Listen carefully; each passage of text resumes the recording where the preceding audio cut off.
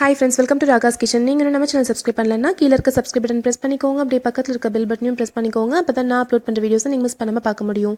Friends, இன்னைக்கு வீடியோல வாழைப்பழமும் அரிசி மாவும் இருந்தாலே போதுங்க. ரொம்ப ஈஸியா டக்குன்னு ஒரு 5 நிமிஷத்துல சுவையான அப்பம் செஞ்சிரலாங்க. அது எப்படின்னு தான் ஃப்ரெண்ட்ஸ் பார்க்க போறோம். இது ஈஸியான ஒரு ஈவினிங் ஸ்நாக்ஸாவும் இருக்குங்க. நான் இன்னைக்கு 2 வாழைப்பழம் எடுத்திருக்கேங்க. இது தோல் எடுத்துட்டு இந்த மாதிரி பீஸா கட் பண்ணிக்கலாம். பழம் ரொம்ப கனிஞ்சிருந்தா கூட பரவாயில்லைங்க, நல்லா டேஸ்டா இருக்கும். இந்த மாதிரி பீஸாக கட் பண்ணிட்டோம். இது ஒரு மிக்ஸி ஜாரில் சேர்த்திக்கலாங்க. இது நல்லா அரைச்சிக்கலாம். இப்போ நான் இது கூட தண்ணி எதுவும் ஆட் பண்ணல, இப்படியே அரைச்சிக்க போகிறேங்க. பாருங்கள், இந்த அளவுக்கு அரைப்பட்டிருக்கு. இது கூடவே நான் ஒரு கப் அளவுக்கு அரிசி மாவு சேர்த்திக்கிறேங்க. இந்த அரிசி மாவு சேர்த்துட்டு சும்மா ஒரே ஒரு திருப்பு மட்டும் திருப்பி எடுத்துக்கோங்க மிக்ஸி ஜாரில். ஏன்னா இது ரெண்டும் சேர்த்து அரைப்படாது அவ்வளோக்கா, ஏன்னா கட்டியாக இருக்கும் இல்லைங்களா. இது கூட ஒரு அரை கப் அளவுக்கு நாட்டு சர்க்கரை சேர்த்திக்கிறேங்க. இந்த நாட்டு சர்க்கரை இல்லை அப்படின்னா அதுக்கு பதிலாக நீங்கள் நார்மலான சர்க்கரையும் யூஸ் பண்ணிக்கலாங்க. இல்லைனா நீங்கள் வெல்லமும் சேர்த்திக்கலாம். வெல்லம் சேர்க்குறதா இருந்துச்சுன்னா அதை கொஞ்சமாக ஒரு 4 ஸ்பூன் தண்ணி விட்டு கரைச்சிக்கிட்டு வடிகட்டிட்டு அதுக்கப்புறம் அது கூட சேர்த்திக்கோங்க. இப்போ நான் இது கூட ஒரு அரை டம்ளர் அளவுக்கு தண்ணி சேர்த்து நல்லா நைஸாக அரைச்சிக்க போகிறேன். நம்ம தண்ணி சேர்த்தா மட்டும்தான் நல்லா அரைப்படும். பாருங்கள், இந்த அளவுக்கு கட்டியாக இருக்குது. நம்ம இதை ஒரு பாத்திரத்துக்கு மாற்றிக்கலாம். ஃபுல்லாக லாஸ்ட் வரைக்கும் நல்லா அரைப்பட்டிருக்கான்னு பார்த்துக்கோங்க. இப்போ நம்ம எடுத்தாச்சு, அதுலேருந்து ஒரு பாத்திரத்துக்கு மாற்றி வச்சுருக்கேங்க.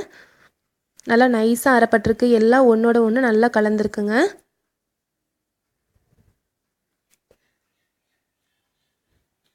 இப்போ இது கூட நான் ஒரு அரை கப் அளவுக்கு தேங்காய் துருவல் சேர்த்திக்கிறேங்க. தேங்காய் துருவல் சேர்க்குறனால ரொம்ப டேஸ்ட்டாக இருக்கும், நல்ல வாசனையாக இருக்கும்.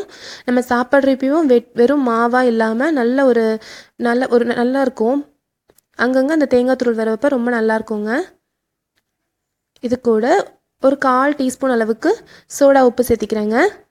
நம்ம சோடா உப்பு சேர்த்தா தான் அது நல்லா ஃப்ளஃபியாக வருங்க. இது ரொம்ப கட்டியாக இருக்குது, நான் கொஞ்சம் தண்ணி விட்டு கலந்துக்கிறேன். அதாவது நம்ம இட்லி மாவு பதத்துக்கு நம்ம கரைச்சிக்கணும். ரொம்ப கெட்டியாக இருக்கவும் கூடாதுங்க. கொஞ்சமாக ஏலக்காய் தூள் சேர்த்திக்கிறேன். இது எல்லாத்தையும் நல்லா கலந்து விட்டுக்கோங்க. இப்போ பாருங்கள் எந்த அளவுக்கு மாவு இருக்குன்னு. இந்த கன்சிஸ்டன்சிக்கு இருக்கணும். அப்போ தான் நம்ம பனியாரக்கல்ல ஊற்றுறப்ப ஈஸியாக இருக்கும். இப்போ ஸ்டவ்வில் பனியாரக்கல் வச்சுக்கலாங்க. நான் 1 ஸ்பூன் அளவுக்கு நெய் எடுத்துகிட்டு எல்லாத்துலேயுமே கொஞ்சம் கொஞ்சம் மட்டும் விட்டுக்கிறேன், போதும். நான் நான்ஸ்டிக் எடுத்திருக்கேன், அதனால் கொஞ்சம் கொஞ்சம் மட்டும் விட்டுருக்கேங்க. இப்போ மாவுடைய இந்த கன்சிஸ்டன்சி பார்த்துக்கோங்க, இந்த அளவுக்கு இருக்கணுங்க. அப்போ தான் நல்லா உங்களுக்கு ஃப்ளஃபியாக இருக்கும். இப்போ நெய் சூடாயிருச்சு. இப்போ நம்ம எல்லா குழியிலையும் நம்ம விட்டுக்கலாம்.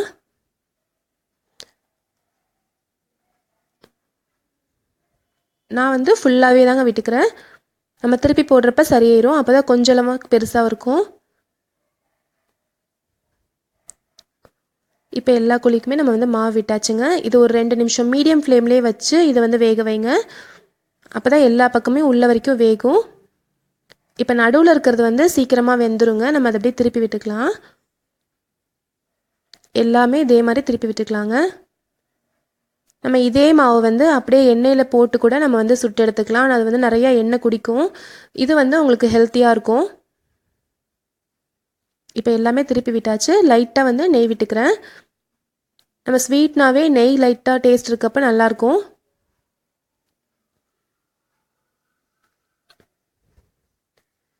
இப்போ எல்லா பக்கமே நல்லா வெந்துருச்சு பார்த்துக்கோங்க. இப்போ நம்ம இதுலேருந்து எடுத்துடலாம். சுவையான வாழைப்பழ அப்பம் ரெடி ஆயிடுச்சு ஃப்ரெண்ட்ஸ். டக்குன்னு நினச்ச உடனே ஒரு 5 நிமிஷத்தில் நம்ம பண்ணிடலாங்க. கண்டிப்பாக ட்ரை பண்ணி பாருங்கள். எல்லாருக்குமே டேஸ்ட்டும் ரொம்ப பிடிச்சிருக்கும். நான் எடுத்த அளவுக்கு கிட்டத்தட்ட ஒரு கல் ஃபுல்லாக அதுக்கப்புறம் ஒரு பாதி அளவுக்கு வந்திருக்குங்க. பாருங்கள், இந்த அளவுக்கு வந்திருக்கு. கிட்டத்தட்ட ஒரு 20 கிட்ட வந்திருக்குங்க பணியாரம். நடுவில் பாருங்கள் நல்லா சாஃப்டாக வெந்திருக்கு. கண்டிப்பாக அது ரொம்ப பிடிச்சிருக்கும்னு நினைக்கிறேன் ஃப்ரெண்ட்ஸ். இந்த ரெசிபி பிடிச்சிருந்துச்சுன்னா நம்ம சேனல் ராகாஸ் கிச்சனில் ஒரு லைக் கொடுங்க. ஃப்ரெண்ட்ஸ் கூட ஷேர் பண்ணிக்கோங்க, சப்ஸ்கிரைப் பண்ணிக்கோங்க.